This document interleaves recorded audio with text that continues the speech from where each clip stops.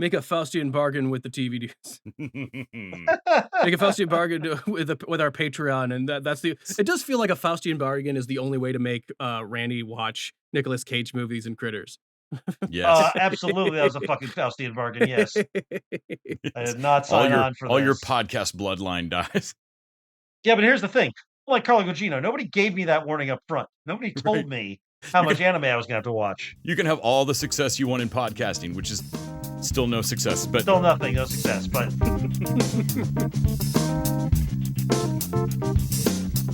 episode 457 of the TV Dudes, recorded October 18th, 2023. Fall of the House of Usher.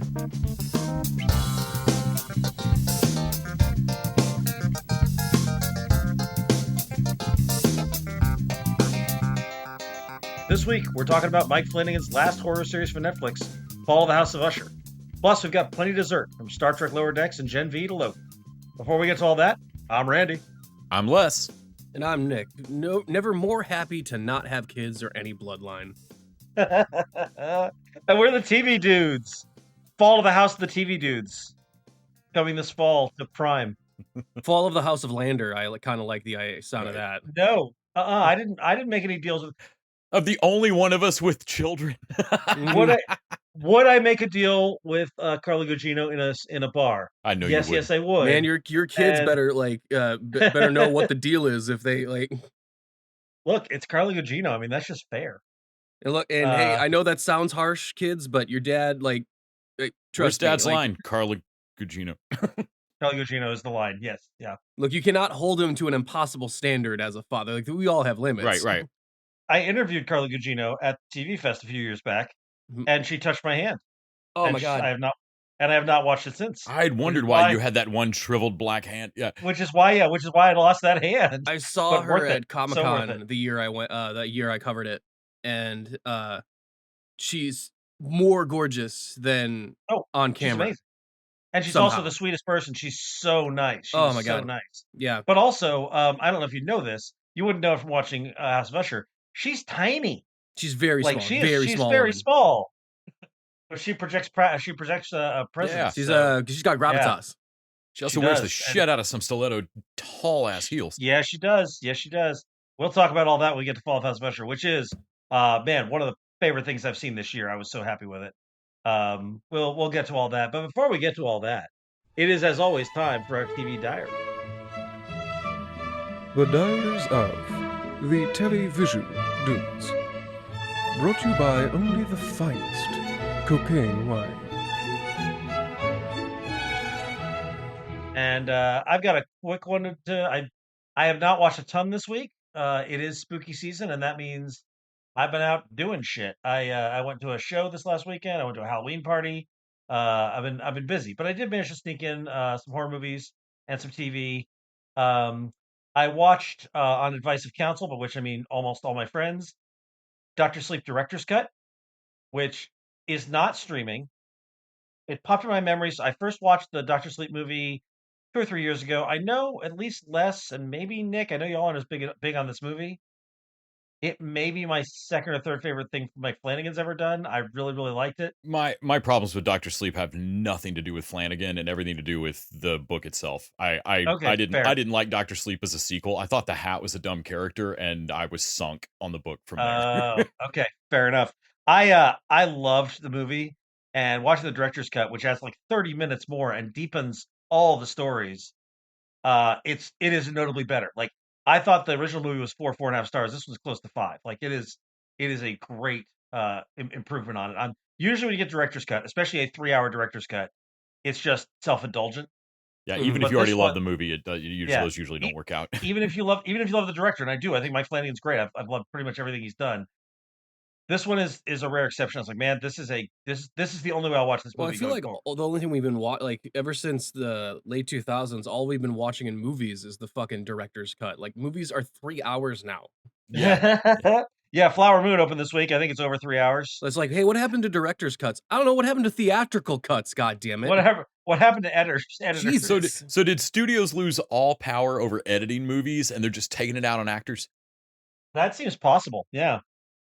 Because, back in the day, there would have been a 90-minute, studio cut of the JLA movie. Yeah. I also watched. I went ahead and bought "You Might Be the Killer" on DVD. Cost me $10, and was worth it. I enjoyed it. We're Worth going it. to talk about that for our Patreon. Worth it. That movie's been locked in Spectrum hell forever. Cable It's weirdness. ridiculous. It's a good movie. It should be out there. And then I watched Halloween 3: Season of the Witch because I have a bunch of friends who adore it, and it's come up a lot as like basically it was unfairly maligned because of course it was John Carpenter handing off the reins to somebody else, and it was not Michael Myers. It was an attempt to do an anthology series, Well, which I think would have been better. They made a bold move. They should have stuck. Yeah. Well, it's one of those things of should have done this at 2. Yeah, that's the thing. Well, because they'd already had 2 follow right up on it. Yeah, it's not an anthology then. Yeah, and he didn't want to do 2. He got pressured into it. Yeah, they should have done. They should have done Season of the Witch immediately because you've locked in the greatest title for anthologies. Halloween as a title should not be tied to Michael Myers. No, it absolutely should not. It should. If anything, it should be Trick or Treat instead. Yeah, like how an anthology movie every year can be something different. Fuck it. Yeah, but so it is very dated. It is very Carpenter, despite the fact that it's not a Carpenter movie. Like he didn't make it. He didn't write it. He didn't direct it. It's the same people from the I think he did the music. But having now watched it, I understand people who hate it. I understand people who like it, and I don't quite know where I come down because I enjoyed it, but I don't know I'll ever watch it again. It reminds me of what I like about Phantasm 2 and Prince of Darkness, but I don't think it's as good as either one of those. I think that the monster stuff, the actual plot, is left for the last 10 minutes of the movie to its detriment.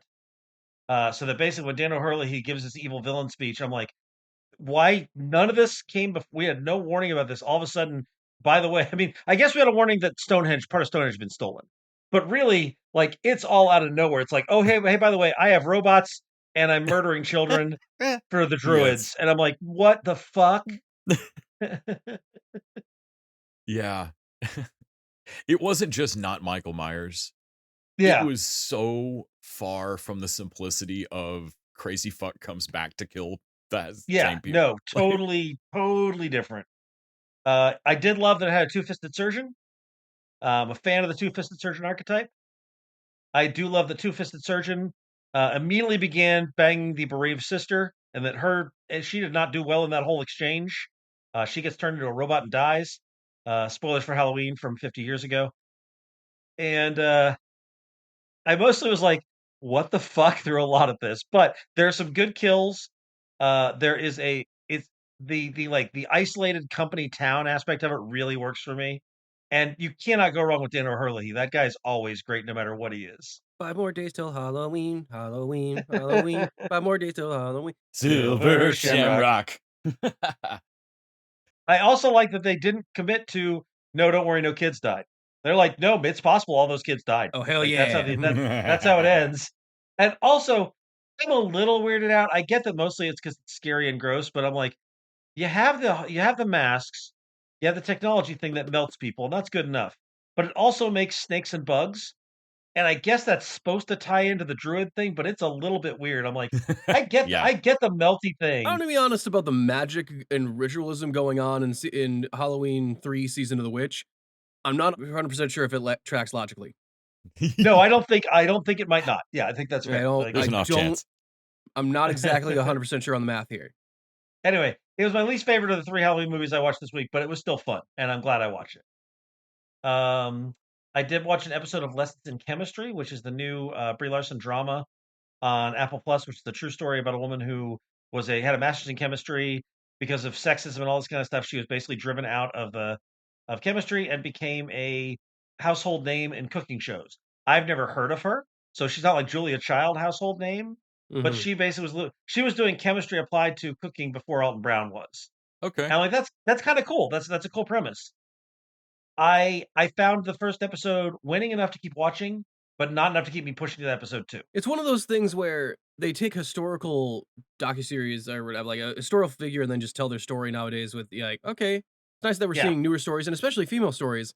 Yeah. Harriet Tubman burned plantations on a riverboat. She was a riverboat pirate for a big segment of her life there for a second.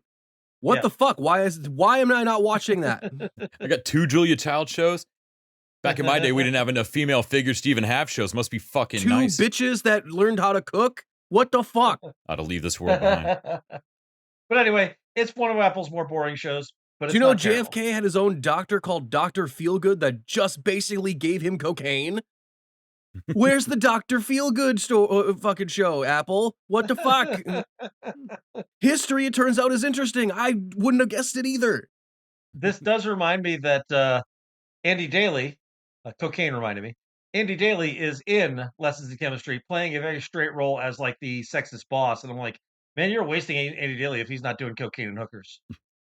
Just telling you guys. He's just not running wild. If you ever want to realize that the Hollywood system is broken, look up Ostrich Wars and realize that no one has made a movie about that. Right. And like, let me tell you that was a real thing, the Ostrich Wars, and guess what? We didn't win it. There's so much weird history. I watched Quantum Leap episode 2, which gives us the answer to the cliffhanger, which is not, God damn it, that Scott Bakula's back. No. But I guess that's just the life we have to live. But the whole thing of I liked it. I liked the reveal. It makes sense with time travel. Les, are you caught up? Did you watch this? I am. Okay. So they both answered a little bit and dropped a new little bit. And the problem I have with it is it reminds me of Alias when they did the exact same thing, actually. There was a time jump. Sydney was lost for like a year, and suddenly Michael Vartan, who they had done a Will They, Won't They, suddenly he was married to somebody else. And I'm like, you know what I don't like? I don't like you like interrupting our couple that's actually got great chemistry for a new couple just for chaos. And I especially don't like it when you're trying to make me like the other person, which is what man, that's a really likable new dude, man. He is. Likable. He's great. The time jump is an old school television storytelling trick. It feels like. Sure. It feels very 90s. I always like it. I always like a time jump. I'm always for a time jump. But the thing I'm not for, the thing that I'm not sure about, and goddamn it, Quantum Leap doesn't do it the same way that Alias did. Is like, you know what? Like this new dude. Like he helps them out. Like of course Madison has decent taste. She finds another decent guy. And they dropped the so Ian had said that, well, when they shut the project down and kicked us out, the last thing I did was leave one single server running like a SETI program. And it was a 1,000,000,000 to 1 shot, but holy fuck, it found him. And in this episode, the head of security pulls Ian aside and is like, yo, we need to talk about what you really did to find him. Right. Yeah. And I'm curious what that is. Same. Still. So like even as they kind of answered like what's going on, where's Addison? Why is she not in the hologram? Right. What's okay, we time jumped and this all happened. They dropped another thing of like people are still withholding shit. What is going on with the program? That said, the same as season 1. The story of the week is fun and interesting. Great. I enjoyed the whole bank heist fuck up thing. Yep, me too. And then also the stuff they're dropping. I'm glad to have my fluff 90s show back, even if it feels incredibly fluff in 90s. Yeah, I'm digging it. I'm really enjoying it. I'm surprised how much I'm enjoying this show. It's like the only actual network show I think I watch. And it screams network. Like it does. It's very network. Yeah. And then I watched Last Week Tonight, which was good and horrifying. And I really, I still remember post 9/11 when Jon Stewart started his show and sort of dropped the mask and basically talked about what all this meant to him. And not that we're in the same place, although it's his but him talking about Israel and Palestine, I thought was a fantastic. I'm like, this is why I don't think of CNN news anchors and NBC News as the Walter Cronkite of our generation. It's like fucking Jon Stewart and John Oliver and those guys. And Oliver is that guy who that's the guy I want a comforting speech from. That's the guy I want to hear it from.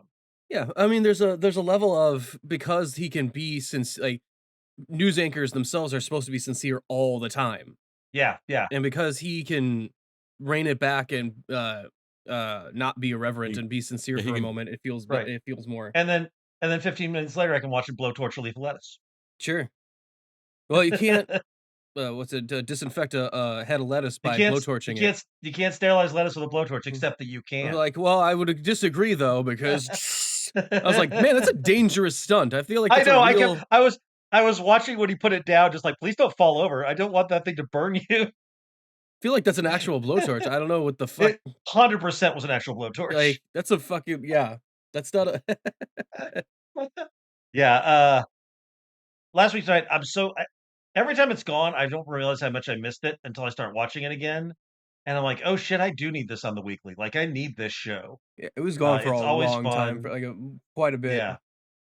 And it's But it's it's taken always long breaks before. It'll take breaks for 3 months, but Oh, sure, this yeah. one was Writer Strikes pushed it to like I think the longest it's ever been on break. Yeah. Yeah. But it was a great episode. And that's my TV Diaries. What about y'all? Well, god damn it. We watched Child's Play 3. The only one not to have the real Andy. Yeah. They replaced the actor in this one Child's Play movie. Is it Silver Shamrock Halloween masks in this one? No, unfortunately.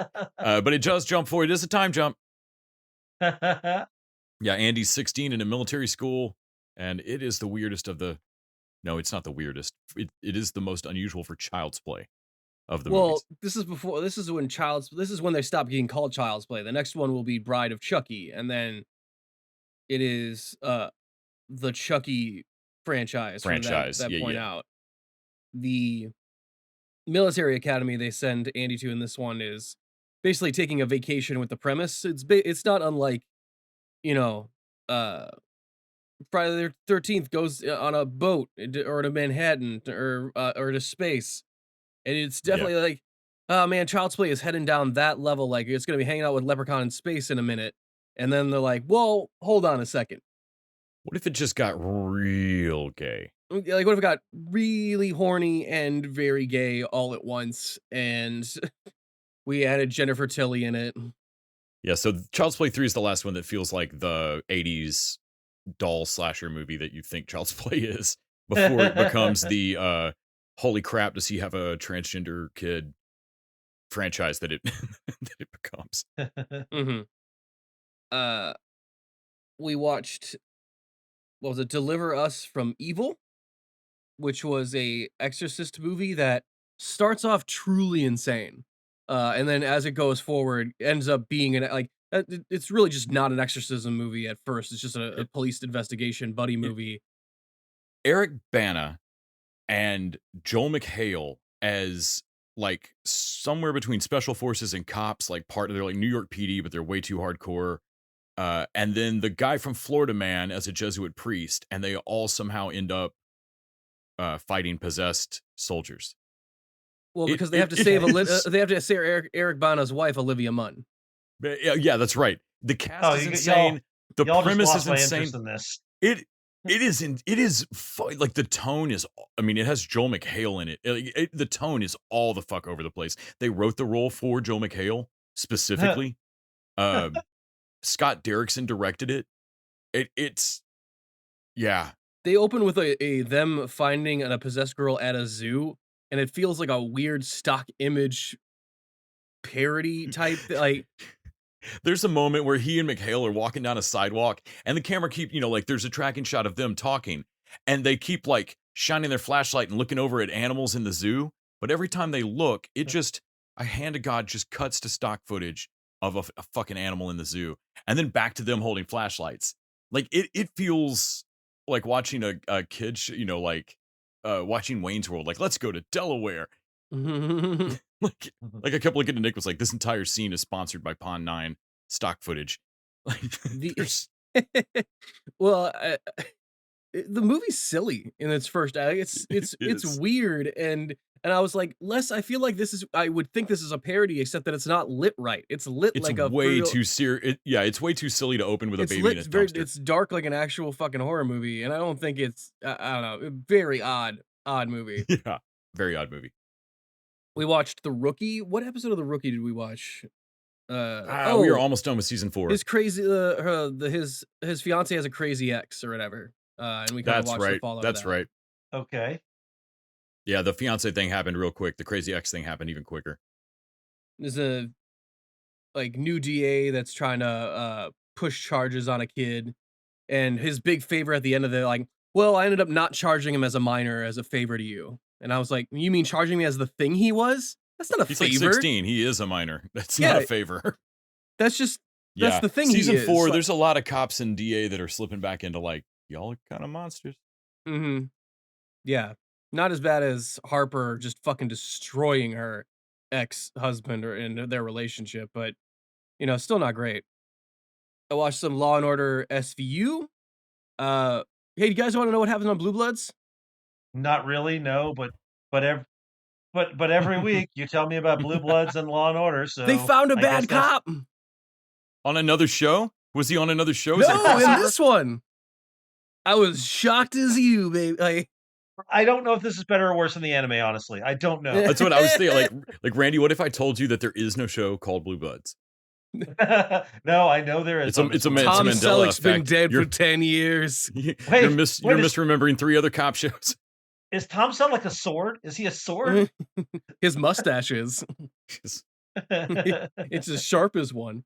It turns out, so they get into Tom Selleck, the police commissioner he replaced. Why he replaced him was because he was corrupt and took bribes and a bunch of shit. And so he died of natural causes or whatever years afterwards. And they're arguing over whether or not to honor him at his funeral, full bore, like jets going over the fucking, because a police commissioner died. I'm like, not the current police commissioner.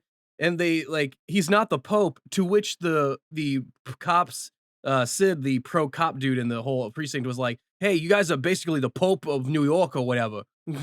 And I'm like, no, they're not. Fuck you. To what? 30,000 people in New York? So barely anybody. I'm sorry, cops. I don't know. I trust a kid alone with a cop the same way I trust a kid alone with a priest. I mean, you know what, Les? I didn't think about it that way, but the parallel is there. Exactly the same way. I mean, I'm not for the same crime. Anyway, reputationally. So Tom Selleck is feeling. They do have a shuffling problem. Tom Selleck is feeling icky about it because he doesn't want to worship a bad cop. He's rarely in the right, but everyone else is putting pressure on him, and he has to tell a story of not all the other shit that he did. He has to tell a story about what happened on 9/12. The day after 9/11. Oh, jeez. Apparently, the NYPD buys an apartment right next to Ground Zero, so the police chiefs can coordinate, relieve each other at regular intervals, and maybe, I don't know. He just said, and maybe, I don't know, just cry in private. And it's a sad story. And what is the guy that he replaced? He was commissioner at the time, and what did he do? He kept that apartment on the NYPD's dime, stocked it with booze, high booze, used it as a party location, and where he took his girlfriends to cheat on his wife. Hell yeah.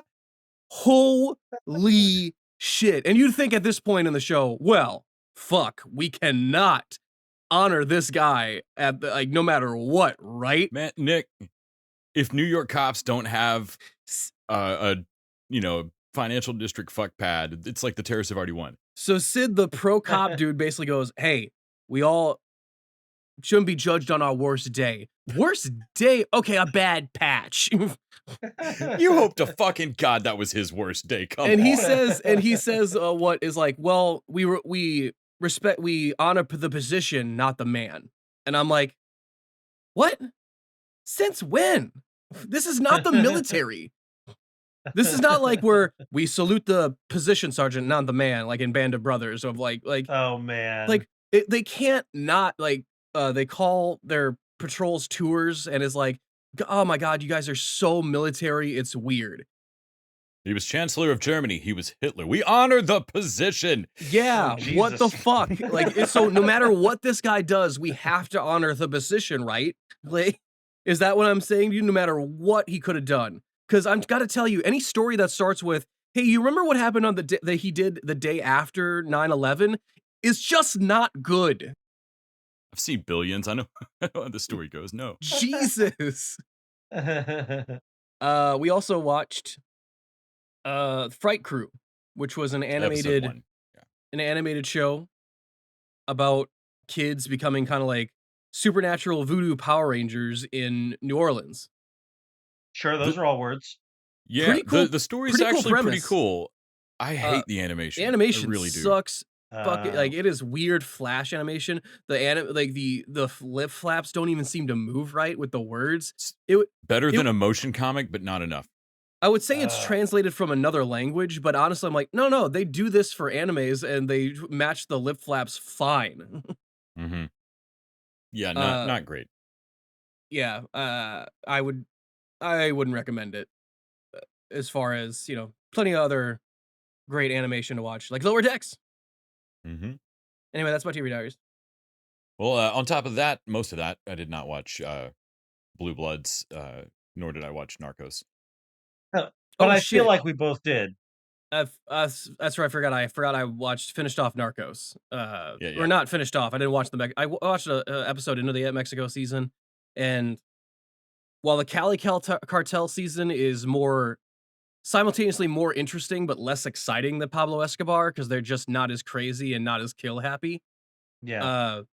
The Mexico season is they go back in time and to where the DEA was a nothing agency, and they're basically like trying to bust people for pot. I'm like, dude, if you're not even gonna track down cocaine, I really don't care. Wait, it's a time travel season? They jump back. Les and I just got really interested. It's just a time traveling DEA.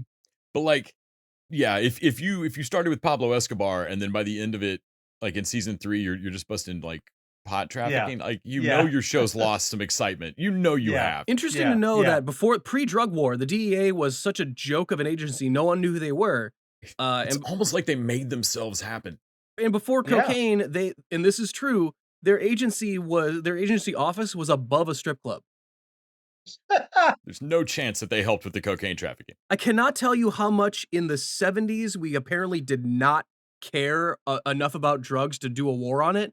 And then in the 80s, we all of a sudden cared all the time altogether.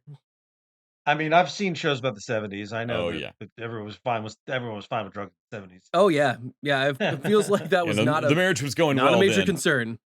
It's a messy divorce through the 80s. Man, we call it a war on drugs in America as like a we just war hyperbole. On everything, man. We war on poverty. Dude, in Colombia, like you fight a war on drugs and the drugs fight back.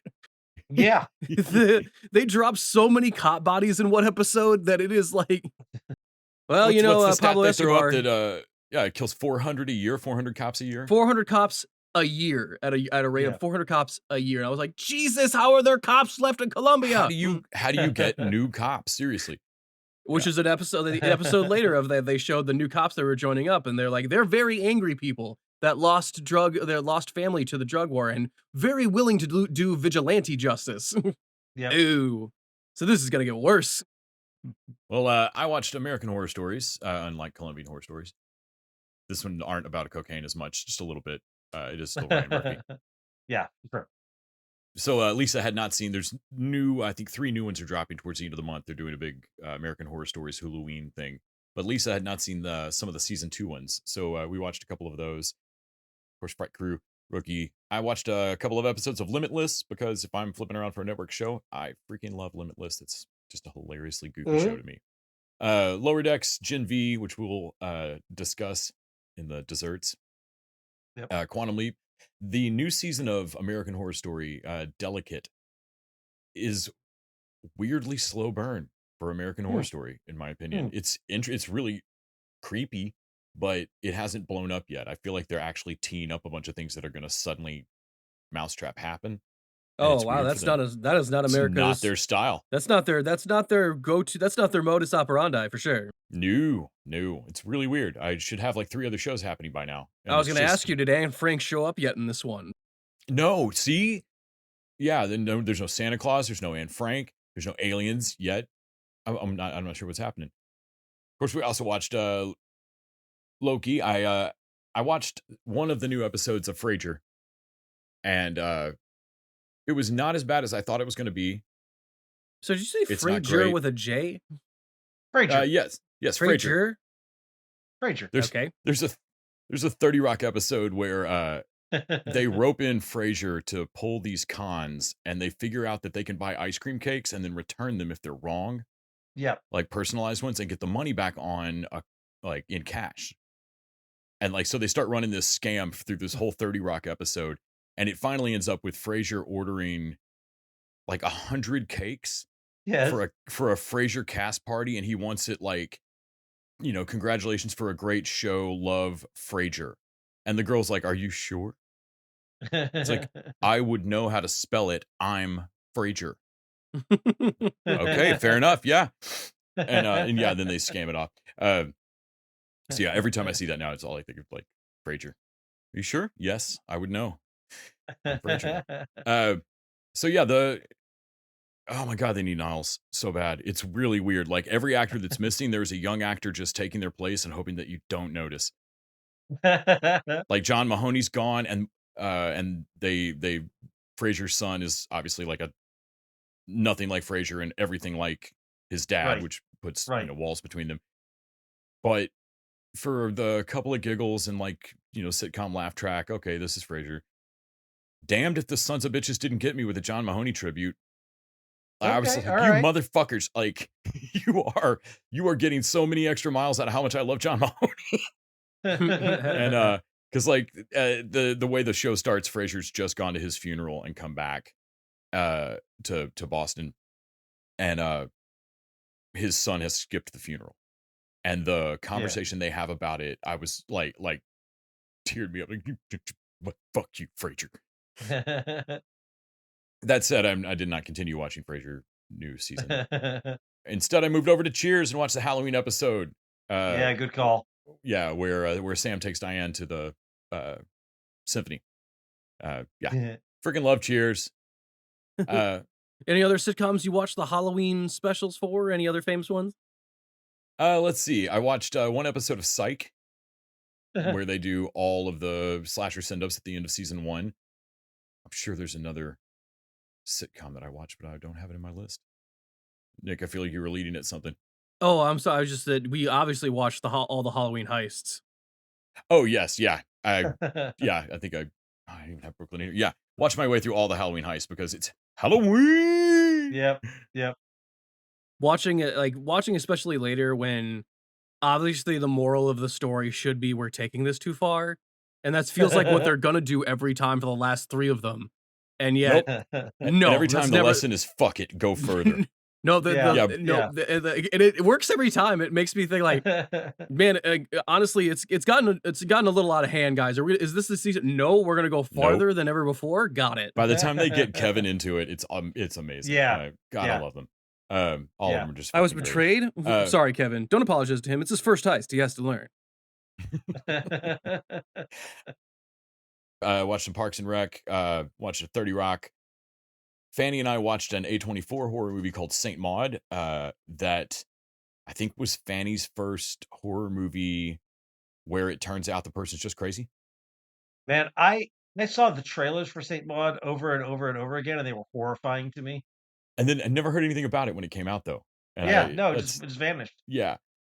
I feel like it came out during the pandemic. I think it just hit that point. At 81 minutes, it still felt slow.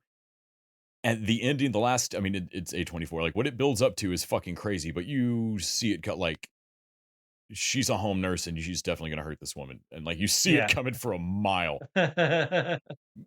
Honestly, the most interesting thing about the movie to me was that we've been watching through horror movies, which she'd never really done until a couple of years ago, and she'd not seen a horror movie where it turns out there's really no ghost or monster or anything happening. She's insane, and it's in her head, and she's crazy, and she does a bunch of crazy shit at the end and dies from it. And like the credits rolled and Fanny went, so is all of that just kind of laughing at a mentally ill woman who got hers? And I was like, yeah. You remember when you asked me how much of horror is just not liking women? It's more than you want to. It's more than you want to admit. It's more than it should be. Yeah, it's more than it should be. It was like, so yes, this is an entire thing. Like, I get super mad because there's not a monster at the end, and you promised me a monster, and the monster turns out was the friends we made along the way, and like, fuck you. But I don't think I'd ever thought of it from the like, no, but she's just sad. Like, yeah, you're right. That's just a very sad woman who does not get help. Like, yeah. Saint Maud. Fucking weird movie, man. We also watched, I watched some SNL clips of Pete Davidson hosting with Ice Spice as the guest. Weirdly, Pete Davidson's opening statement about the Israel conflict is really good. Would not have expected that. He also does his version of the Ken song from Barbie. Oh yeah, that was spectacular. I'm just Pete. That's the sketch to watch out of this past week. I made a show with Joe in Pesci any other and industry, no one I'd be it. a 3, but I'm a comedy 7. Yeah. I made a show with Joe Pesci and Edie Falco, and no one watched it. Yeah, it's great. It's very self-effacing. But his opening statement of like, and who better to speak on this issue than obviously me, Pete Davidson, which is great. But then he brings up that like, so when I was 7, I lost my dad in a terrorist attack. And like, oh fuck, that's right. Pete Davidson's dad died in 9/11. Goddamn. He might actually like have something to say on grieving this particular thing. Fuck. Yeah. Weird moment with Pete Davidson. I also went to the theater, and as the last thing I watched this week, went to the theater and watched Taylor Swift, The Eras Tour. So Killers of the Flower Moon is coming up pretty soon, and it is 3.5 hours long. Taylor Swift's The Eras Tour movie is 2 hours and 45 minutes long. I honestly didn't mind the length of it, and I figured out how Scorsese can get me, or James Cameron, can get me to not worry about a pee break and not get up at all. No, take that back. I did get up one time. But how to not complain about it, have Taylor Swift star in the thing. Solved. Fucking solved. I promise you, everyone is trying to figure out how to get Taylor Swift into their things right now. Dude. And I have heard, I've seen some friends that work for smaller theaters who have said that like, it's not entirely a great deal.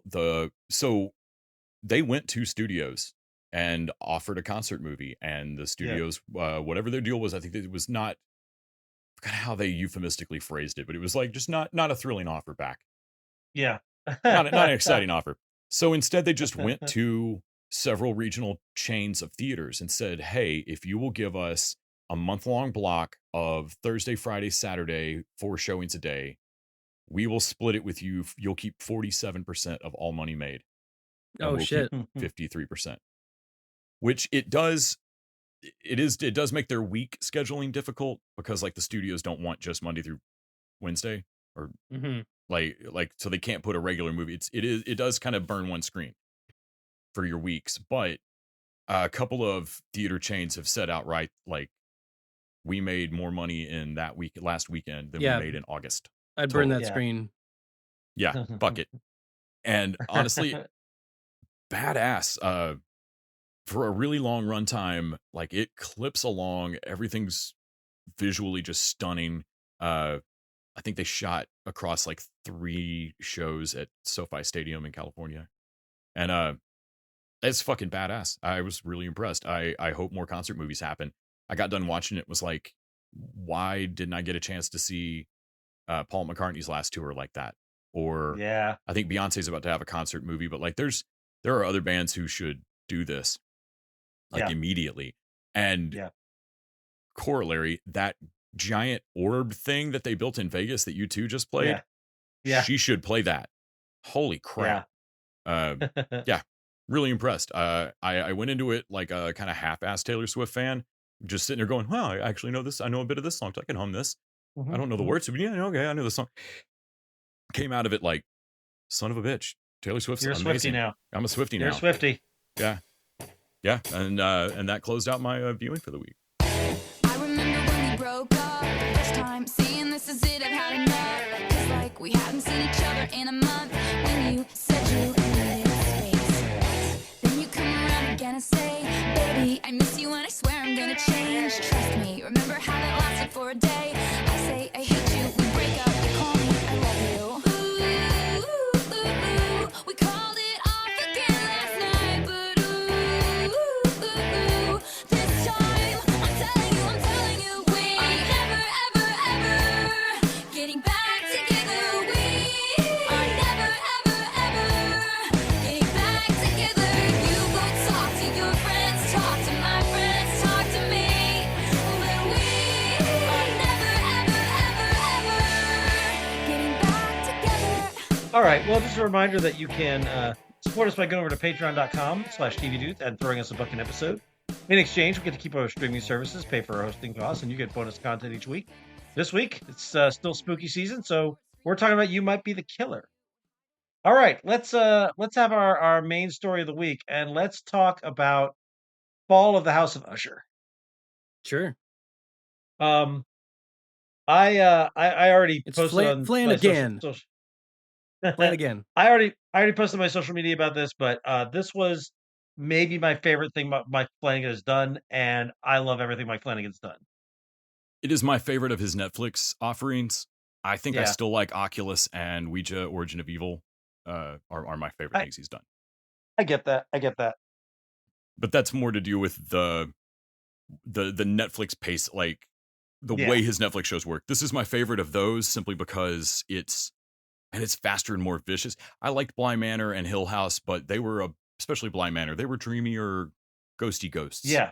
Yes. This was fucking mean. I did not plug into Midnight Club, though I know that's where the Juno, that's where the wife stepmom actress comes from. And I like watched her, all of it, but I like her addition to this crew, but I just didn't plug in. I'm glad she's in the cast now, but I didn't plug into Midnight Club, and I really wasn't sure what to expect with House of Usher. I did not expect every fucking Poe story ever in one thing. Like, I honestly think we're good on Poe forever now. Like, I don't know that we need any other film adaptations of any particular Poe stories. And He even such a did great Goldbug, use for of fuck's sake. Such a great use of it too. Like really updating, modernizing, and tying it all into one big story. It definitely made the story of House of Usher more interesting, because I was not really looking forward to this, because that short story is not that great in my opinion. Right. It's just kind of weird. Flanagan did what he usually does, was just take I mean, he is telling a story about modern day corruption and greed and fucked up family dynamics, and slapping horror onto it, and it works. Sure, the Hammering on the has an opioid crisis. Opioid crisis. Yeah, they're an opioid empire, like company / mafia, basically. Which is both timely as fuck and also ties back to Poe beautifully. Yeah. Because opium's mentioned in House of Usher, the short story. Yeah. I think Frank Langella turning out to be a creep was a godsend for this show, because Bruce Greenwood fucking kills it here. Was that who was supposed to be? This is much better. Bruce Greenwood kills this. Yeah, Frank Langella would have been fine, but Bruce Greenwood is better in that Bruce role. Greenwood doesn't seem, he seems under age, like, or he just looks too good for his age to be like everybody. Langella would have been like Langella would have felt like more of a old school, like mafia, like Don. Yeah, those are your kids. Okay, Aiden Quinn. What the fuck? Or not Aiden Quinn, Anthony Quinn. Right, Anthony right, Quinn. yeah. But and then Mary McDonnell, right? Mary McDonnell. Yeah. President from Battlestar, is that right? Yep, she's also fantastic here. And Carla Gugino, who I always adore, getting to really chew on the part of these man. I don't know if did they have to pay her? I feel like that's almost like unfair, considering just having the blast of like switching from like I'm Boston. Now I'm a Southern person. Now I'm Southern. Oh, me and my son, I don't know medical. My medical rights. Too. And then she plays a younger version of herself who volunteers at a vet shelter, and I bought all of it. Sure, I thought she did a great job doing playing different ages. She's having so much fun in the show. Her and Hamill own it. Oh man, Mark Hamill is so good in this. Like honestly, there's not enough. Like Hamill's character main sin of the show. There's not enough Hamill. I would watch an Anthony Gordon or not Anthony, Arthur Gordon Pym. Arthur Gordon Pym series. Pym Reaper. Yeah, I'd watch a Pym Reaper series in a heartbeat. Well, it sucks because in the last episode, they basically make it that like, were you a great lawyer or were you just reaping the benefits of their like Teflon like nature that they would never be convicted of a crime? Yeah, no, your amazing lawyerness is the light off the moon. Like you're no, reflecting. I mean, I don't think he's a great lawyer. I think he's a great enforcer, and that's what the whole conversation with him and and Carly Gugino is, that she's like I loved watching you. I love watching you work, baby. Yeah, that's probably one of my favorite conversations in the. That was so good. As far as like, man, I honestly I shouldn't have like set you up. Like I saw your guy out there waiting for me, but then I thought like, fuck it. Like this is just so good. I love how fast Pym turns on. He's like, at first he's horrified because this woman's dead to him, and then she's just standing there. And then he's like, well, fuck. And then he's kind of impressed too. He just sits down and they both like sit there and admire each other. The moment where I pointed this out to Nick too. This jumped out at me so much. I like brought me to a complete stop. The moment where she's talking about his expedition, because it's her trick to let you know that she's for real. She knows shit she can't know. And know these are things he's never mentioned. Everyone these stories have never crossed his lips. No one who knows the truth about this is alive anymore. Right. Yeah, And she's yeah. telling it to him. And when she says, but you didn't partake it, but you saw it. And you can see the change in him. And I told Nick, I was like, it feels like he's He realizing. finally found someone he can talk to about this. Yeah. I want to say a thing I figured out about, I figured out something about humanity, I think. And you're the only person I can say this to that will get it. And Carla Gugino as this Faustian demon gets to be basically like, oh, you get it. He gets it. Yeah. No, I mean, you're all right. Yeah. There's a very much like, you're all right, Pim, see you around. Like, also just baller move to like, no one's ever leveraged me in 70 years. The only prize to this loneliness is to go out strong. And I'm like, oh, it's not that he doesn't have collateral. What matters to him? And I'm like, oh, his pride matters to him, but he's not willing to give that up. And that's the deal she would have made. The only thing he actually has that matters is the collateral. If he'd taken the deal, that's the payment. If he had the taking of the deal is what is it that he says that Bruce Greenwood says to Dopin of like, there wasn't an informant? No. So you sneaky fuck. No. This is beautiful. Sit on you, buddy. Shit on your principles is the best. Yeah. By the way, I also love that Rahul brought his buddy Clive over from iZombie. Yes, so happy about that. Dude, I love seeing Rahul also got a killer part this time. The two actors from Reacher are in the flashbacks as Augie Young and Madeline Young. Yeah, Augie's also from iZombie with Rahul, so the drug brother. One of the things I loved about this is that some of it you can see coming. Some of it they just plant a flag and they tell you what they're going to do. But I am so disappointed in myself that I did not figure out that the head of Fortunato was going to be in a jester costume walled up at the end. Like, how did I not see that coming? They told me in the first episode. Yeah, and Fortunato's the name of the dude in the wall. I didn't know that he was going to be, I didn't know he was in the jester costume, but you got to be. I clocked that so early that who else is in that wall? Oh no, I knew he was in the wall, but no one, they didn't show that to like episode 5 that he was staring at the wall. Yeah, like, that was later on. But I mean, it's a post story. We're doing other post stories. If someone doesn't get bricked into a wall, what are we even doing here? The first episode, they're trying to get an alibi over something they've done. I'm like, okay, and then later they show that guy. I'm like, okay, so they killed that guy. Yeah, I did not put that together. Actually, I was like, I didn't know what I thought they'd done some kind of heist. Here's thing where I didn't know what the my jester 2 costume cents would in be, but and say that, God, Mike Flanagan, this is probably one of his better things that I like. But I swear to God, between this and Midnight Mass, there's never something he doesn't want to repeat of like, hey, this scene is repetitive of the last scene. Do you want to like axe half of it or maybe combine these two scenes together? No. Oh man, I disagree with you on this. Don't you think these episodes should be 40 minutes instead of 60? No. Totally disagree. I wanted more of this. Sorry, and I'm dragging. I know I've dragged Les to my side of this thing, because he basically had to watch me watch it, and I was like, "Hey, it's okay. Didn't we do this? Wrong.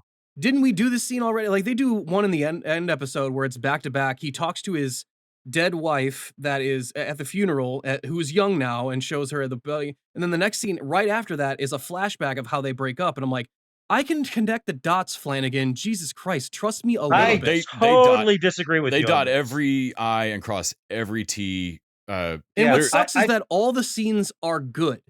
All the scenes themselves are good. It's just that the fact that half of them are like half of the scene of it is redundant. They repeat something they're saying. I disagree with you entirely on this. I think you and Les both have watched so much TV and so much that you know structure, and so you get things faster.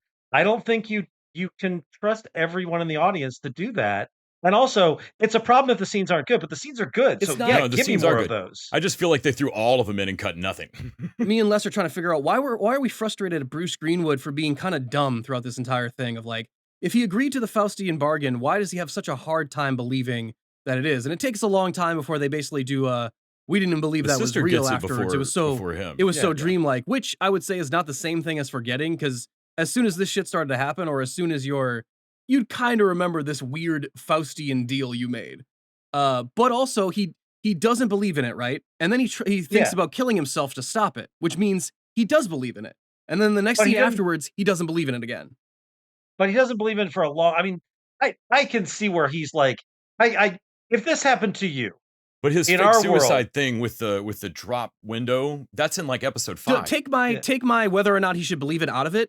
He believes it for a scene when he thinks about killing himself. And then in the next scene, he doesn't believe. He's back to not believing it again. Because he doesn't believe it. He's just acting like, then well, take shit, out what the if it suicide is? contemplation scene. Why is it there other than to look good? Disagree. No, they do it. They do it again with the sister who is like, "Hey, be a hero, be my brother again." And by coaching to commit suicide, I'm like, this is the same scene again. This accomplishes basically the same thing, but you didn't want to give up one of these scenes. He's got to be conflicted, and also you want to keep the mysteries going. You don't want to have everybody guessing everything that's going to happen. He's simultaneously conflicted, and he's only conflicted and then not conflicted. Well, you know what I'm saying? But he is. Mike Flanagan wants. No, you're not hearing me. For a minute there. You never had intrusive thoughts. No. He's like, it would be a thing if he's struggling believing in it, and it's back and forth. But it's not back and forth. It's that one scene. And then he's back to never believing it again. Like the sister goes through a better arc. The sister doesn't believe it, and then she struggles with it, and then eventually she like gets her eyes on Carla Gugino and is like, "No, this is for real." And Bruce Greenwood doesn't have the same. I think the main reason he's thinking about killing himself at that point is because he's just lost one of his kids. It's early on. He just wants an easy way out. Yeah, except that he doesn't. They don't put that to the forefront of that scene. The scene makes me think, is he trying to get his way out of the deal that I don't know if he believes in yet? And honestly, a lot of this could be solved if they had shown the flashback sequences rather than spread throughout the show. I'd rather you shorten them up and then put them in the either the first or second episode and show the flashback. Oh God, I would have hated that. At least hear me out on this. At least the Faustian bargain. The Faustian bargain is not a mystery. We know what's happening by the end of it. We see, from the opening scene, we see his 6 kids in coffins. They are dead. That's the point. He's talking to the DA saying, "I'm going to tell you how my kids died." We know that his kids die, and that's the deal for his Faustian bargain. We don't know that. We know his kids die. We know there's a Faustian bargain. We don't know those two things. I'm telling you, we do though. They visually tell us over the course of at least 3 episodes. You don't know distinctly that the kids are the price. You know he made a deal, and you know the kids are dead. And you can one-to-one. You can very easily come to that conclusion.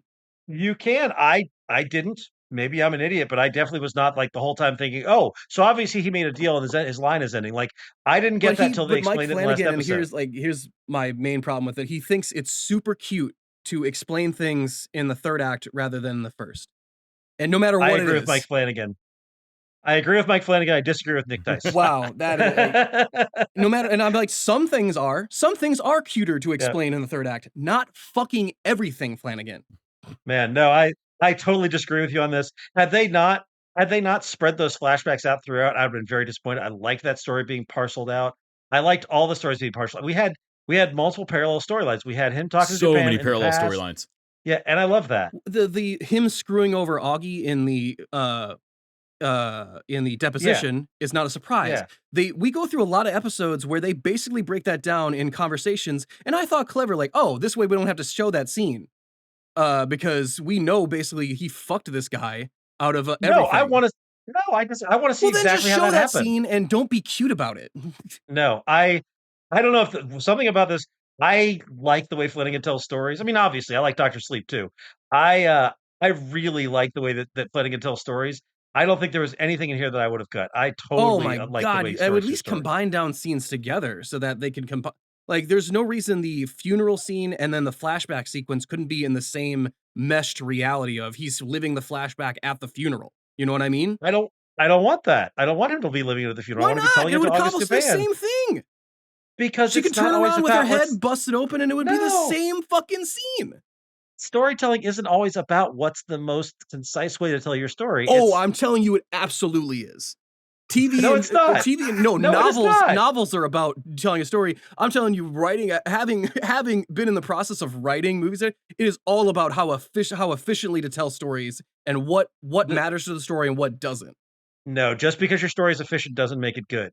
Dude, this is why we have 3-hour movies, you piece of shit, because of you. This is why we have no more theatrical cuts. You're the reason. Yeah, I'm the reason. No, you can give me, here's the thing. If you can tell me a story across 8 hours that I'm interested in watching, then I don't think you're bloated, and I don't think my Flanagan stuff is bloated. I also agree with that. I just think that this was a 6-hour story that got stretched an extra 2. Man, I think if I hadn't told Nick what was coming in some of the episodes, he would not have kept going. Wow, that's crazy to me. You and I occasionally watch TV very different and movies very differently because I fucking loved every bit Don't of this. notice I noticed you not backing me up, Les. You were agreeing with me this entire time. Fuck you. You're handling it just fine. You fence. Did you need crosstalk to back it up what you were saying? No, you're a little vehement on it, man. No, this was one of the best shows of this year, and I Not loved even every close. minute of it. I did not want any less. It's pretty good, and I'll say that this is again a Rebels thing of like it's pretty good. It has a storytelling conceit that I genuinely hate, but also even regards to that, it's paced a little slow. Man, if you were telling me you think Midnight Mass was a little slow or Blind Manor is a little slow, Yeah, I can see that. That's fair. no, this is faster than, and I will admit this is faster than those. It's faster than either of those.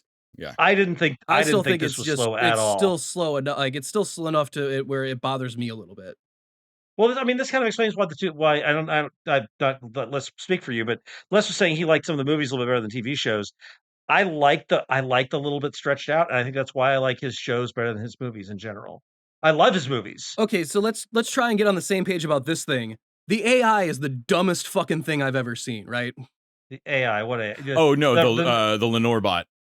The Nevermore thing? I fucking love that. Wow, you are out on the like Les. No, please back me up on this. I'm not crazy. That is stupid. No, I hated that. No, that was a clever way to sneak in the Raven thing. She could have just been a ghost. She could have the AI thing was felt forced, so out of nowhere. Forced in there. They've been talking about it every episode. No, they have not. They dropped it for she's episode. brought up.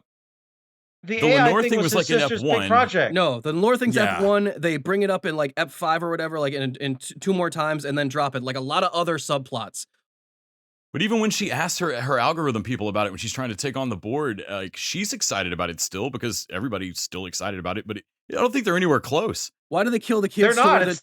The 2 least interesting ones are the last alive of the last 2 episodes. Like Freddy is like not interesting until he starts torturing his wife. Yeah. Well, that's because Freddy had to have all that shit happen to us for him to go that crazy. But he didn't. He had to have lost everybody. No, he immediately was suspicious of her and was shitty from Ep2. Sure. Yes, he was shitty and suspicious. He doesn't get to tooth pulling bad he until he wasn't get to tooth pulling until he's on coke because he's lost all of his siblings and he's sure it's coming for him. You need that to be last. I don't disagree that he's the least interested. I think Camille should have been one of the later ones alive rather than. But I wanted way more Camille. Oh, me too. But doesn't that fit into the kill your darlings thing? Like Camille's interesting, and yeah, you fucking kill her no, early. I would say that switch her and Tamerlan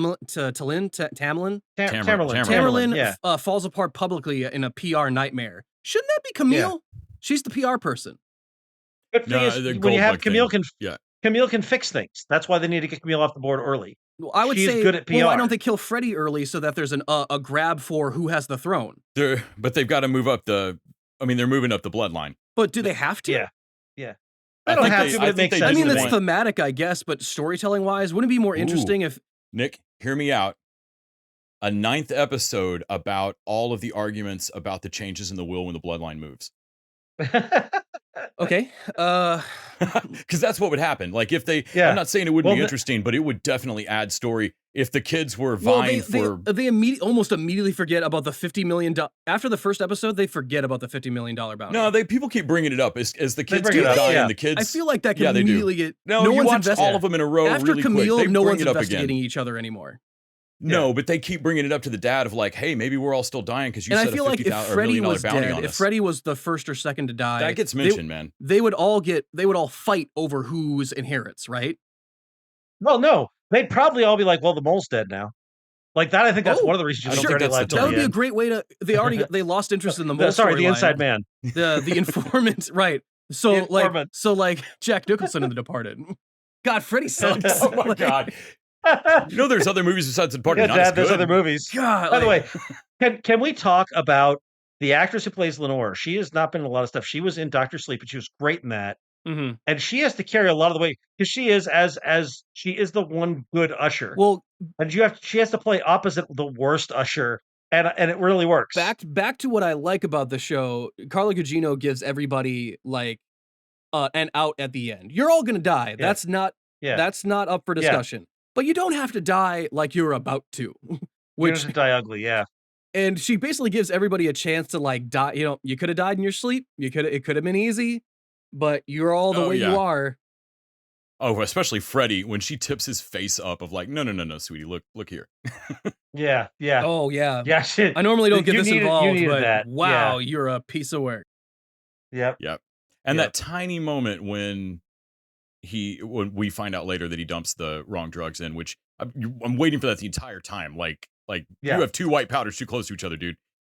but there's a moment when he's on the phone and they go ahead and do the sound like you know that's the sound from Losing Time.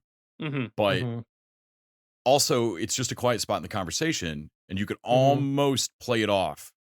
Yeah. It feels weird, but you don't know why until later. Yeah, until she shows you later that that's the moment. And then it makes, when I was rewatching it with Nick, it makes watching the original scene so much different because the look on the wife in bed, bandaged up, the look in her eyes, watching him do it. She's watching him do it. She's like, what is he doing? Yeah. Right. Yeah. And like, I'm not 100% that she's still not a good person and wouldn't have stopped him. No, I think that if she had not been paralyzed, there's a good chance she might have stopped him. She didn't seem like a...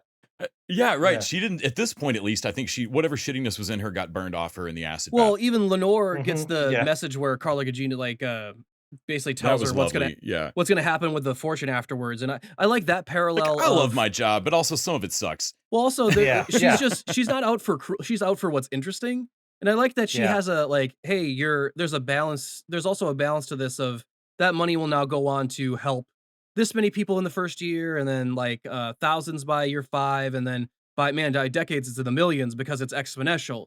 Saved people save other people, and it's even more exponential than the death the Usher family causes. The pile of corpses, the city of corpses there, because the other dead people can't kill more dead people, and I kind of like that idea of like, oh, like there's altruism is inherently more at least has the potential to be more powerful than cruelty. You know, we've talked a lot about story. We haven't talked about the special effects of all this, and I think it's worth calling out. Some of these deaths are fucking amazing. Oh, they're great. Like they're basically Final Destination type. That when Goldbug death with her, yes, that is brutal. Woo! I'm like, fuck. You watch the glass go in her from the back when she hits the bed, and then you watch her twitch with that giant piece in her. I love that they don't die instantly. They all like twitch and they all suffer. Yeah, they all suffer. Man, run in the heart pump noise over the credits. Yes, in that episode. Oh yeah. What's her name? Victorine. Victorine. Yeah, when she hits her girlfriend over the fucking head and. The girlfriend starts to make that. Have you never heard a woman be eaten out? Wow, it is like when she. So good. Oh my lord! Like I said, like really great moments in the show that I wish were not like when the show hits, it hits. It's not like Mike Flanagan is a bad showrunner or content creator. They're slow for you for sure. He's got an eye for visual storytelling and has a sense of dramatic irony that runs through a lot of his work that I find not unpo-like. I just feel like, man, you could, if you weren't so in love with the mystery box level of like hiding shit because you think it's cute, I feel like we could agree on more stuff. No, hold on a second. That's not what mystery box is. Mystery box is never explaining your fucking story. That's right. That's J.J. Abrams' thing. Let's not hang that on Flanagan. He does not do that. He does explain it. He just explains it at the end because he thinks that's... Like, Flanagan explains things the way kung fu fights happen in movies. It's one person at a time till they're done. And then you move on to explaining the next person. Because this movie, like this show and all of his Netflix thing, like it felt like they had a huge chart and made absolutely sure that every single person got a buttoned up ending and a full monologue and a badass scene. And you're like, even for me, the back half of 7 and all of 8, I could have done with that. Like by that point I was like, I get it. Yeah.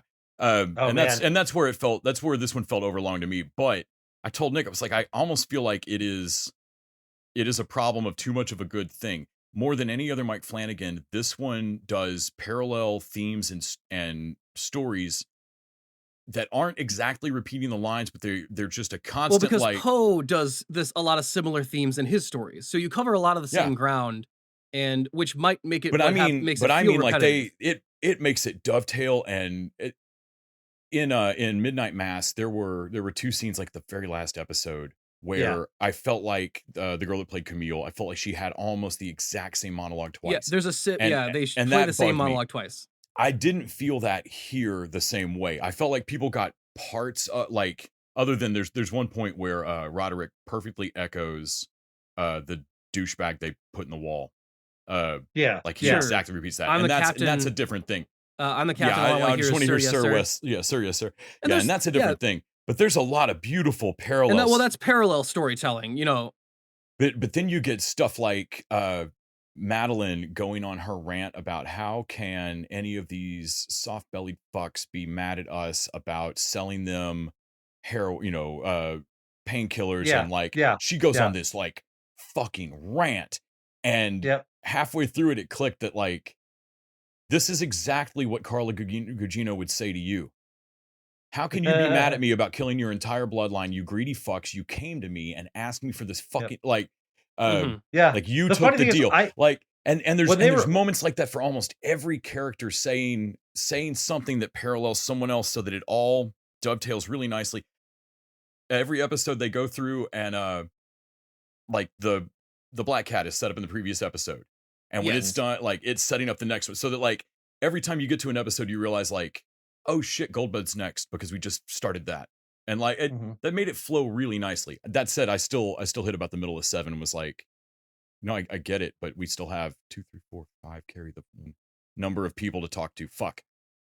Man, it's interesting. I would have reduced it by 1 kid. I know you want to get all the Edgar Allan Poe stories in there, but I think if you had taken 1 kid out of this, I'm not sure which is the better candidate. I'd ditch the Goldberg story. I don't know anybody that's ever read that. Yeah. Like, that feels like the weird Poe one to me. Like, Goldbug doesn't feel like the rest of the Poe. I know it's about a dude losing his mind over an obsession, and it fits for Tamerlan still trying to launch this thing during all of these deaths, but it felt like the odd man out. Yeah. Except, again, it has a great scene. Bill, yes, it does, putting those fucking keys on the counter while she's talking. Honestly, I would give that storyline, give that to Camille. You almost sort of did it with her assistants too, of like her intimacy issues. Because I also wouldn't want to lose the Bill thing. The Bill thing rules. Like that moment where she thinks he's still standing there and looks over, like doing her like, and Bill is gone. It's hard to explain because it takes a lot of setup to pull this type of fuck you off. But Bill walking out on her as the moment she opens up is like, you can tell that Bill got his in the end of like, built. Yeah. Sorry, built. It's like it's got to be like the one moment in their entire relationship where he's got this chance to stick the knife and like he took it. It was, oh man, I seriously, I stood there and applauded Bill of like, that's fucking great. I got to that last episode and I had to sit there and process that finale. I was so pleased with it. So I was definitely not where y'all are. Man, but I was like, I need to go take a nap. Come on, okay, show me credits. Also, the deal, the deal that they made, the specifics of it, when she actually, I'm glad they saved that for the end, and I'm glad that they showed that deal at the very end because the way it's laid out, it's less hubris than usually these stories take. Usually, it's they don't ever think the bill's going to come due. And they just take the deal no matter how bad it sounds. The deal she offers them of like, look, you guys can go back to poverty or you can be rich for like 50 years. That's a good deal. Like that's and Madeline even sells it. Like those kids are going to live 40 years of wealth. Yeah, and the thing is, like, she believes that it is a good deal for them. Like, yes, they all go out horribly. She believes it on another level because she tries to pass it off on him. Like, oh, how long he lives? No. You two together. You both got it. Yeah. She immediately. Yeah. I love how Madeline does like try to fucking loophole her way out of it almost the entire jump. Like from Jump Street. Like you said, Madeline believes it earlier. I think that's important because she is trying to work around it. She's always hedging her bets. That's why she believes it earlier because she's like, this probably is just a crazy woman, but if it's not, I need to make sure the loophole's in from the outset. I would have had the conversation between her and Bruce Green, like, so, like, don't worry, it's not real. Like, then why did you never have kids? Yeah, I would have it be like she always kind of knew about it and knew that it would affect him way more. Yeah, have that be the lead-in for her AI. More of like she's trying. If the AI is her trying to beat the deal from day one, I think feels, it is. Yes, that feels more devious to me than her forgetting about it. You know what I mean? I felt like I wanted Carla Gugino to be mad about it. But the show is pretty. But the show does its job of saying no. They left and they kind of just forgot it. Both of them kind of forgot about it and have to be convinced later. And I'm like, I think it's more interesting if one of them like knows like is like Madeline seemed like the evil bitch to like believed it the entire time and tried to fucking find her way out. I don't know. After 40 years of that, like, wouldn't you at some point have stopped thinking about it? You'd be like, surely this I is would not look a at the thing. evidence of like, oh shit, we've never faced an ever a consequence. I would see that. I would say one of them is the things I can explain is they're arrogant enough. I think to believe they've genuinely just done it. I would say that I would like if one of them was like Bruce Greenwood's arrogant enough to know that like, well, of course we're just that good, and then Madeline being the smart actual genius would be like, that's like just nobody's that good. More data, more proof that this algorithm she agreed to is working and why she needs to work. I can name you 10 people in the real world who've never faced any consequences because they're so fucking rich. Like that is the most believable aspect of this. Well, what she says to Pym, he's like, you're going to do that? No, humanity shits that bed itself. I don't have to raise a finger on that. No. Right, yeah. There will be no consequences. Pym's the only arrest. Yeah. The only thing that, as I think about it more, the only reason I can think that they wouldn't discuss the deal more is that it's the weird thing that happened the same night they murdered a guy. And that's that's the only reason I can think why, like, for them, something bigger happened that night than this deal. Well, they actually talk about that. The moment when they turn around and see the bar not there, I don't know if I could ever shake that. Yeah, that's fair. That feels weird. True. And I guess I just wish they were a little more explicit about either forgetting it as part of the deal, like you not remembering it or feeling like a dream state is part of the deal you made so that you don't take advantage of this deal. Right. But yeah, and Greenwood kind of says that, but I wish they drilled that home a little more, because that was the only thing that bugged me was like, there's several episodes where I'm like, both of you, please just admit that this is fucking weird. And then still have the hubris to think that your bodyguards can deal with it. But at least least admit that, like, you guys did something. Well, come on. You can't have them tell their kids. You can't at some point, like when half the kids are dead, you can't have them call the meeting and say, look, here's what's going on. You can't ever have that happen. Yeah, that's I didn't figure they would ever tell them. I just wanted them to, when it's them and Pym, I at least wanted them to send Arthur out of the room and go like, okay, so this is that bartender, right? Well, I mean, they do. He tries. I think either he tries to talk to her about it, or she tries to talk to him about it at some point, and they both. One of them is the other was like, we don't talk about that night. That's the first time she brings it up. The second time he just screams, "Fuck you, no, shut up," and loses it at her. Yeah. Yeah, I think that's what it is. It's tied into the murder, and they made an agreement to never talk about that night, no matter what weird shit happened. Before that weird shit happened, they'd already made a deal. We're never going to talk about this night. Mm-hmm. And so I think they're sticking to that. Yeah. Again, just one of those things that I wish they would hit either differently or more thoroughly, I guess. That's fair. Fair. All right. Let's have dessert. Let's talk about let's start with GenV, because we got 2 episodes to talk about. Sure. Because y'all got caught up. I like this better than The Boys and continue to like it more and more with every episode. Man, I'd probably have to rewatch The Boys to see if I. Yeah. But I forgot about it for a week, but I fell back in love. Holy fuck. Yeah, the mind fuck of this latest episode. So you want to talk about something I did not see coming? Yeah. No, because even though you should, because that's her power is influencing people, and yet we've right. But in the previous episode, they introduced this rapey mind control guy, and like, oh, yeah, that's gotta be course him. it's him. Yeah, it's gotta be creepy. That was a great white guy. Yeah, that was a great left hand magic trick. Mm-hmm. Like, here, watch this hand. Don't watch what I'm doing to this. And they even got the fake out on me. At one point, Sam says, "You're not going to touch me again, Kate." Yes. Yeah. In that episode, and I was like, we've seen the episode. We think where it means he's going to knock him out, and she touches him there, and so that's an honest. I actually thought it like that's what he meant. That's what he meant. Yeah. They have met before. And he does remember it. Nope. Lucas, he made Lucas forget he had a brother. Wow. Yeah. Over and over and over. Yeah. That's why she's dating Lucas. Wow. Yeah. Yep. Like, the school put her with him. Yes. Yeah. Yeah. It's messed up. And the whole fucking time thing where like she got what's the brother's name? Not Lucas, but Sam. Sam. When Sam knows the shrinky girl and she and doesn't she know doesn't know him. him. That was great. Yep. All of them, kinda like, cute, the though. start of that episode when they're all like, no one knows what the fuck happened. But I love that it's Right. this is so nicely written. They can erase memories, but not the vibe you had about it.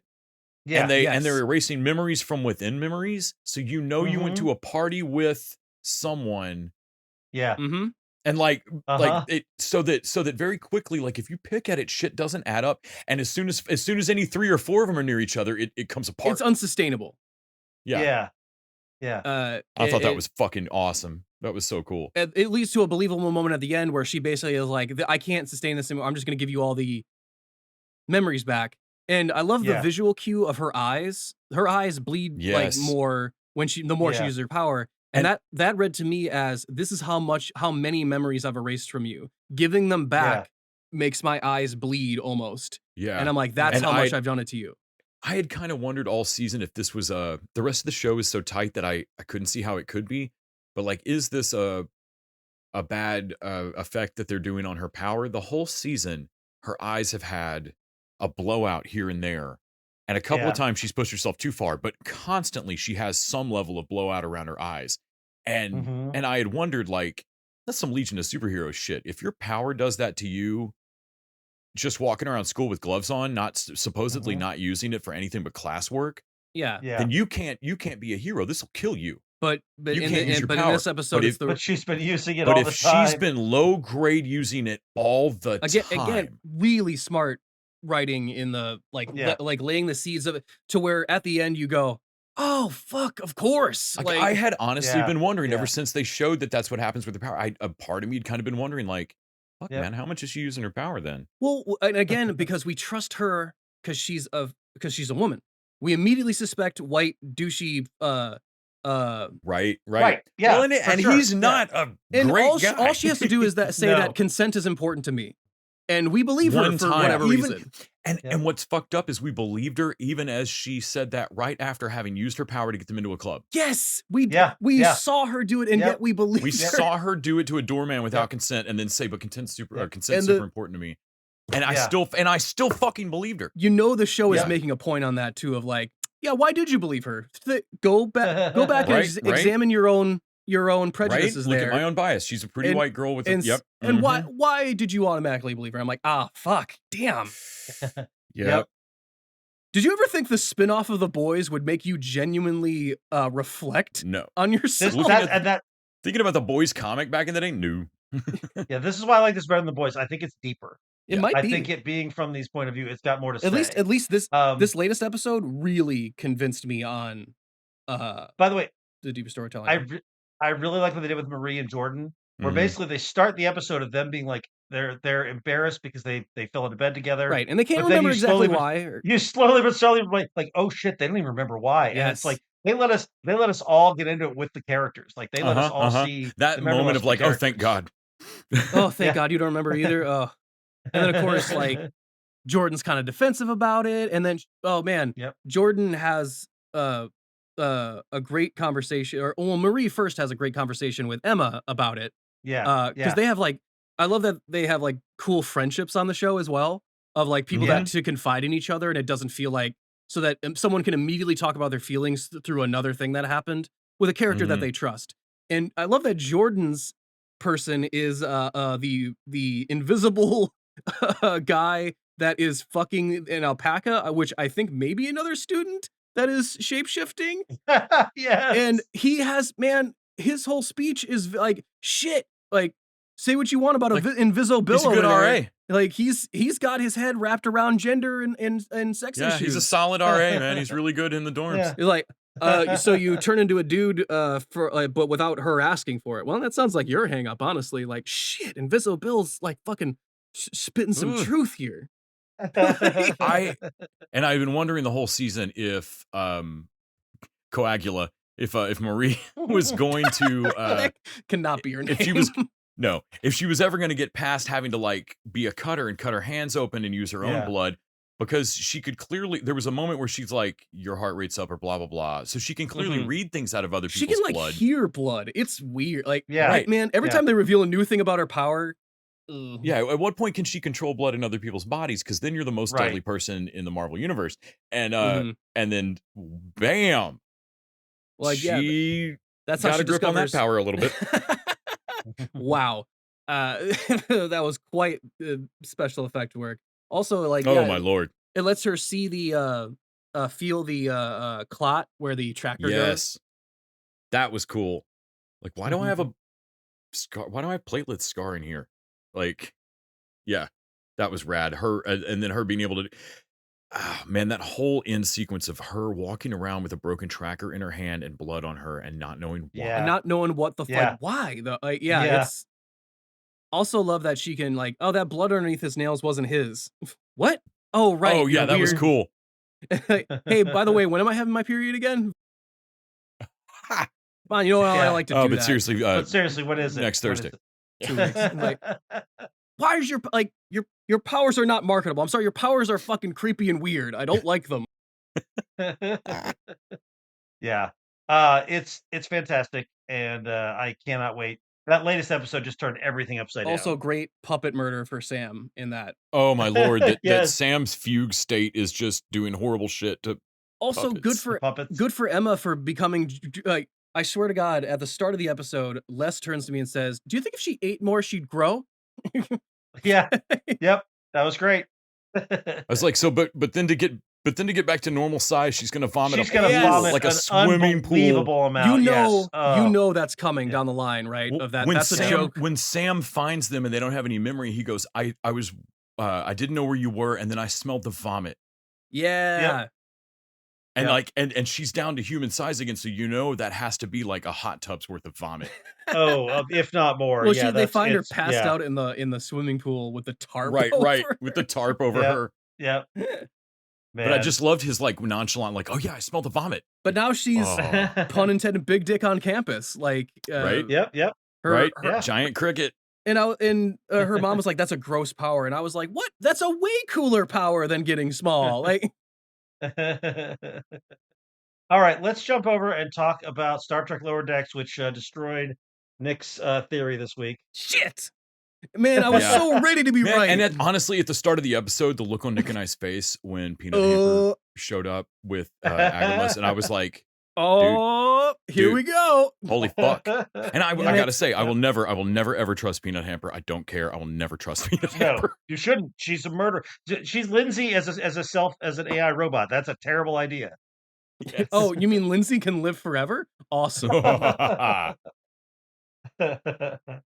do love that they basically took Lindsay from You're the Worst and like, hey, you want to be a robot? Like, it's fantastic to me. I love that character. Yeah. And and then Jeffrey, like her and Jeffrey Combs, like, I don't want to conquer a world. I've done that already. Also, Nick pointed this out. Boimler's offhand, like looking around at all of Agamas having taken over this planet and like, oh yeah, no, this is so much destruction. Starfleet definitely can't fix this in an hour. It's a pre-war planet still, so it's like, yeah, it's not really. This is not as big a deal as you think it. Like, right? What is a big deal? Like, it makes me think of like, yeah, what is a big deal in Star Trek terms of like, oh shit, well, we're about to get regenesis. Yeah, and I knew it was a mistake when they made those things portable. Like, why would they be portable? They're for growing plant. I don't know. Yeah, Lower Decks remains I think my favorite cartoon going. It's gotten really good. Mariner and Rutherford go after Badgie, who yes, Badgie and Goody. When he splits apart, Goodgie. And he's Goodgie. Oh, yes. Goodgie and Badgie and the Logicy. Yeah. This was the all AI episode, and I feel like they did it on purpose. Yeah. I feel like this was let's wait until everybody's sure that it's Peanut Hamper and the other AI, and then do an episode about it. It's so weird though. How did they know we would think that? Me and Les, like, that was our theory we took that out of thin air. Yeah. Like, Yeah. Apparently, you guys think like the writers on Lower Decks. God damn it! I'll take that.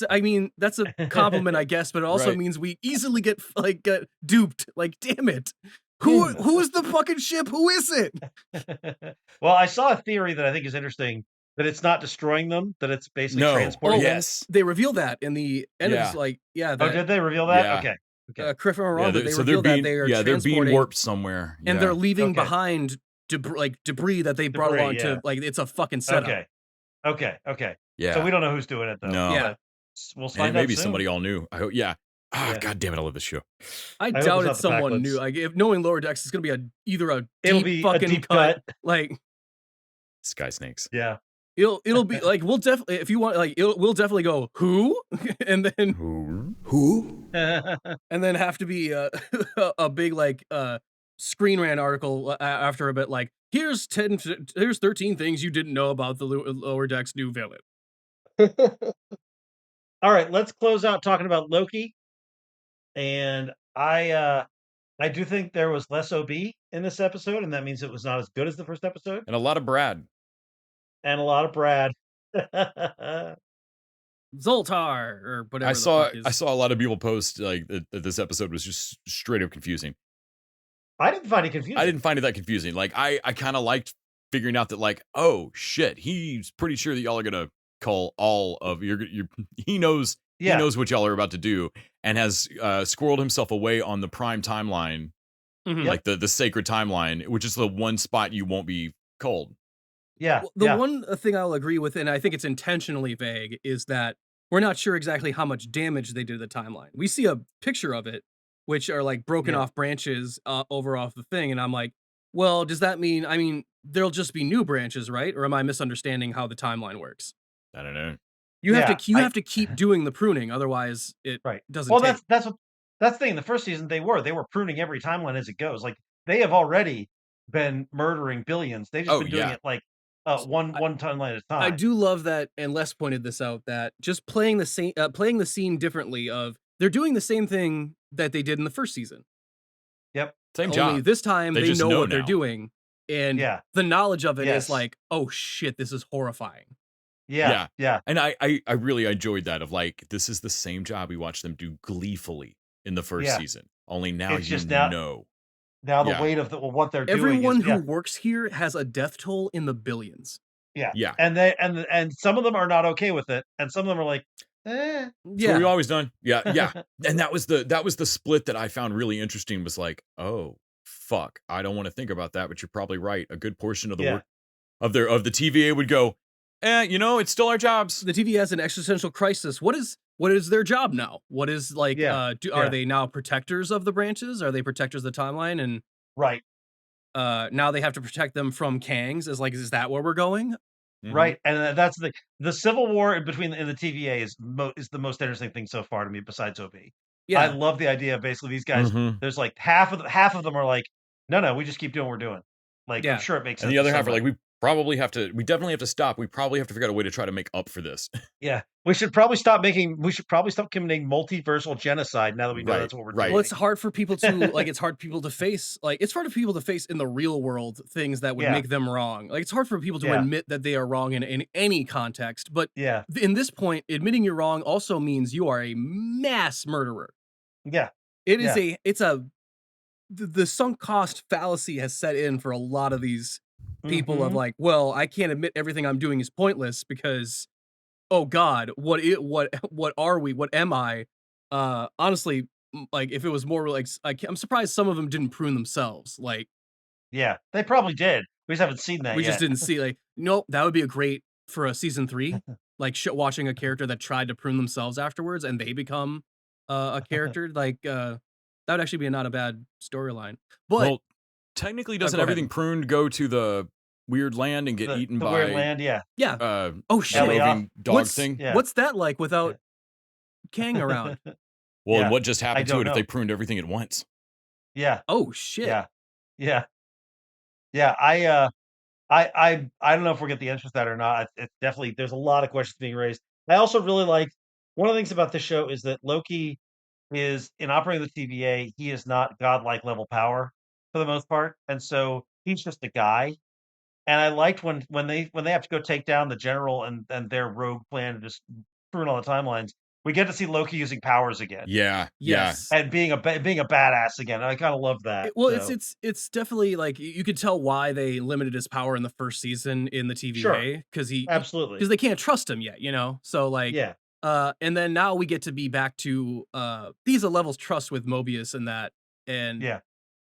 So we get to see his shadow puppets like grab yeah. people and like him do the illusions of people about to fight Brad or whatever his name is. Like, yep. And I'm like, oh yeah, he has everyone in the Marvel universe has a let's say flexible power set as far as what they can and Loki can't in particular. But Loki in particular has a pretty like, what are exactly are your powers again? Yeah, his powers are magic and illusion, and that's a wide. It's a pretty wide. It's a wide. So your power is wait? Did you just say magic and illusion? Because one of those is just like that just covers too much. My power is power, and also mischief. Yes. Like, what's a luck power? That doesn't sound like a thing. It's a thing. It's a thing. Well, also, finding Sylvie. So yeah. And I think this is true to the Sylvie character, but it is what made me mad at her in the season finale of the season 1. Is that she is so quick to condemn the TVA. The TVA is the one that's broken. It's your fault that all these timelines got rid of. I'm like, hey, whoa. Yeah. You're the one that broke the timeline and then fucked off to a McDonald's. You can't bitch about how we try to fix it. Right. You made the mess and now you're bitching at us for not cleaning it up right. Fuck you. Yeah. But also her that moment, like there's moments with her and like Tom Hiddleston and what's the actress's name that's playing Sylvie? Oh man, I don't know. But they have a great natural chemistry where they don't have to really say a lot for a lot of this sort of things to come true, or even when they're talking about plot stuff, a lot of this like character and stuff kind of infers they're accomplishing a lot with a little. Yeah.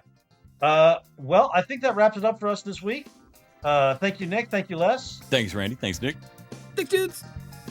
Thank you to our listeners. Thank you to our patrons. Reminder, you can go to patreon.com/tvdudes. Throw us a fucking episode. Listen to us talk about You Might Be the Killer, as well as, just hundreds of hours of other stuff. And until next time, nevermore.